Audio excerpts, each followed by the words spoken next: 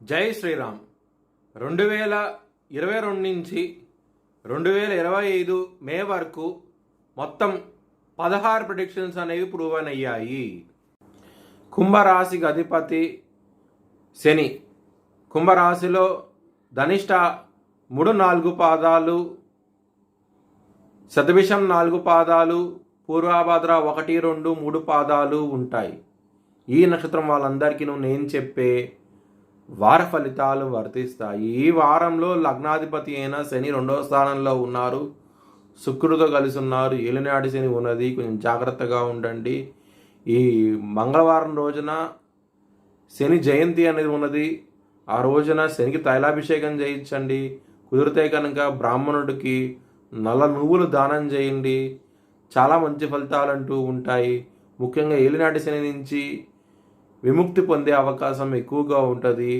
చాలా చాలా ఆనందంగా ఉంటారు. సప్తమాధిపతి అయిన సూర్యుడు ఆయన వృషభ రాశిలో ఉన్నారు. శని భగవానుడు సూర్యుడిని చూస్తున్నారు. దాని మూలంగా పార్ట్నర్తో గొడవలంటూ ఉంటాయి. లైఫ్ పార్ట్నర్తో కొంచెం జాగ్రత్తగా ఉండండి. ఈగో ఫీలింగ్స్ ఎక్కువగా ఉంటాయి. మెంటల్ టెన్షన్స్ అధికంగా ఉంటాయి. దానికోసమై విష్ణు సహస్రనామం పారాయణం చేయండి. మంచి ఫలితాలంటూ ఉంటాయి. అష్టమాధిపతి అయిన బుధుడు కూడా శని భగవానుడిని చూస్తున్నారు కాబట్టి హెల్త్ పరంగా ఇబ్బందులు ఉంటాయి, మానసికమైన సమస్యలు ఉంటాయి. కొంచెం జాగ్రత్తగా ఉండండి. విష్ణు సహస్రనామం పారాయణం చేస్తే కనుక చాలా మంచి ఫలితాలంటూ ఉంటాయి. కెరియర్ పరంగా కొంచెం ఇబ్బందులు ఉంటాయి, చికాకులు ఉంటాయి, గొడవలు ఉంటాయి. బాస్తోనూ మేనేజర్తోనూ కొంచెం జాగ్రత్తగా ఉండండి. కుజుడు నిజపడ్డాడు, బలం తక్కువగా ఉన్నాడు, 6వ స్థానంలో ఉన్నారు. దాని మూలంగా శత్రువుల నుంచి ఇబ్బందులు ఉంటాయి. కొంచెం జాగ్రత్త అంటూ ఎక్కువ తీసుకోండి. శత్రువులతో మౌనంగా ఉండటానికి ట్రై చేయండి. పేషెన్సీతో ఉండండి, విజయం సాధిస్తారు.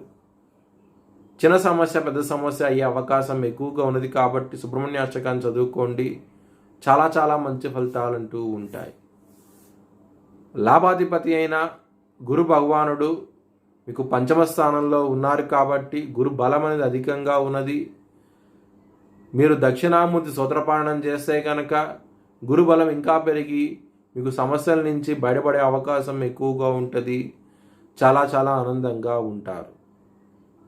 మ్యారేజ్ పరంగా, కెరియర్ పరంగా మీరు పేషెన్సీతో ఉండాలి, లేకపోతే ఇబ్బందులు ఉంటాయి. మీ భవిష్యత్ వివరాల కోసమై హెచ్ఎల్ జ్యోతిష్యాలను సంప్రదించండి.